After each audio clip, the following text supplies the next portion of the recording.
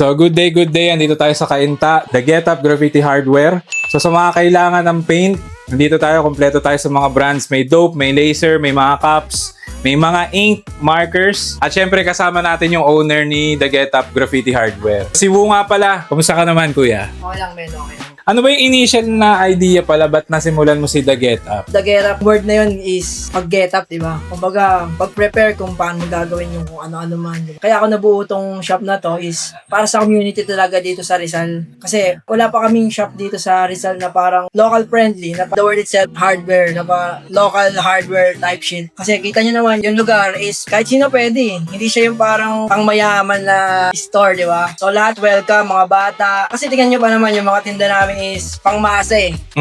Doon pa lang malalaman nyo na agad na para talaga sa masa tong shop na to is for all graffiti artists, vandal, nagmumural. Meron din kami mga markers para sa mga art canvases nila. So ayan. Okay, so available to for any aspiring artist at current na nagpe-paint. Pwede nyo gamitin yung mga supplies nila. And ano ba ang na-vision mo in time na magiging direction ng Get Up Graffiti Hardware? Maaari ba natin may share yan sa audience din? Sa akin, wala akong nabivision eh. Gusto ko lang mangyari is tuloy-tuloy na pag-supply ng mga graffiti supplies sa mga artists, vandals. Consistency lang gusto ko mangyari. Wala na ako hinahangad eh kasi lahat naman tayo nagle-level, di ba? Kung may ma-explore na bagong paints, bagong mga markets na pumunta rito. So yun, more sales, syempre.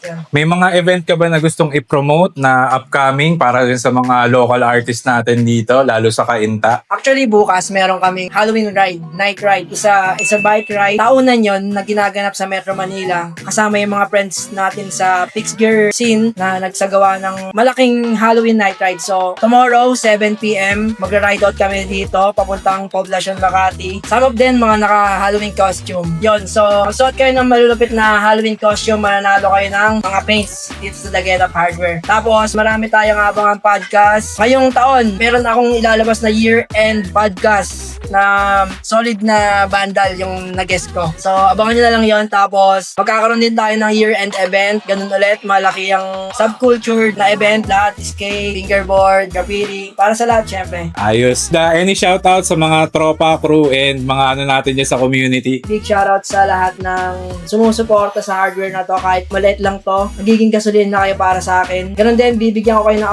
apoy lahat. Pupush ko kayo lagi sa lahat ng mga gusto nyong gawin. Lapit lang kayo dito, tuturuan namin kayo. And shoutout din sa mga tropa natin dito sa Rizal. Shoutout din kay Kuya Rai. Kung hindi dahil sa kanya, wala tong Get Up Hardware. And shoutout sa family ko.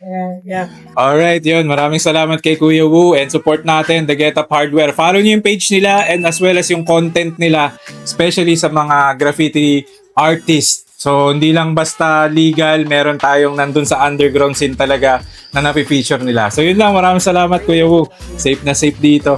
Pili kayo ng cans nila. Yan, dope cans and laser. Dito. Salamat. Alright.